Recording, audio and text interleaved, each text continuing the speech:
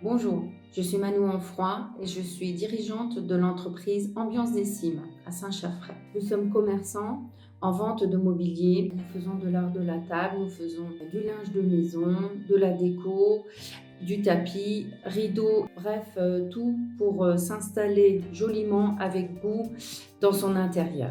Bonjour, je suis David Assonville, PDG de DefiTech, société spécialisée dans la digitalisation des TPE, PME et professions libérales.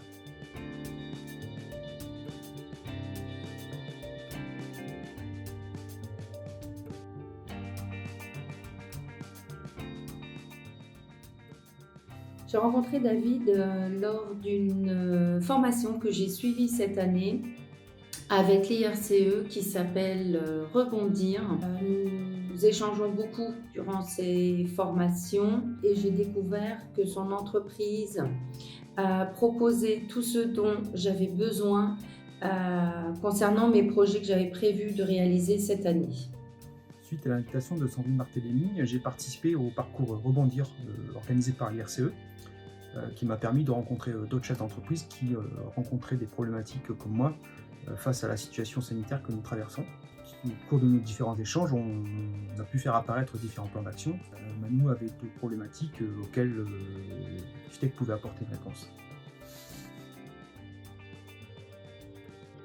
Les projets communs, c'est la mise en place d'un nouveau site internet, beaucoup plus à notre image de marque, avec un site marchand, ainsi que le paramétrage de notre caisse enregistreuse adaptable au e-commerce. Tout d'abord, nous devons mettre en place une solution d'encaissement pour le commerce de Manou, afin d'éviter les tâches quotidiennes qui sont compliquées.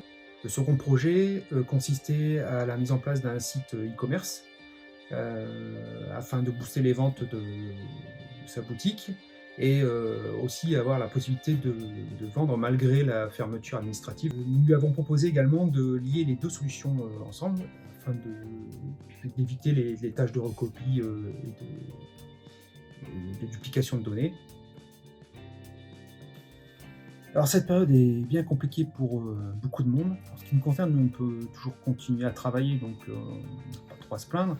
Ceci dit, la plupart de nos prospects sont aujourd'hui fermés administrativement, donc ça reste très très compliqué de signer de nouveaux contrats et de faire de la prospection actuellement. On avait fait appel au chômage partiel pendant la première période de confinement et au télétravail. Là, on a décidé que sur cette deuxième période de confinement, qu'on ne faisait que le télétravail. On essaye au maximum de rester positif et j'essaie d'intéresser mes collaborateurs à des projets internes afin de les occuper entre guillemets quand on a des périodes où on n'a pas trop de travail. Voilà. Oui, la crise sanitaire est assez compliquée, surtout en tant que chef d'entreprise. Il faut gérer maintenant le plan personnel autant que le plan professionnel. Il faut s'entourer de bonnes personnes, de bienveillance.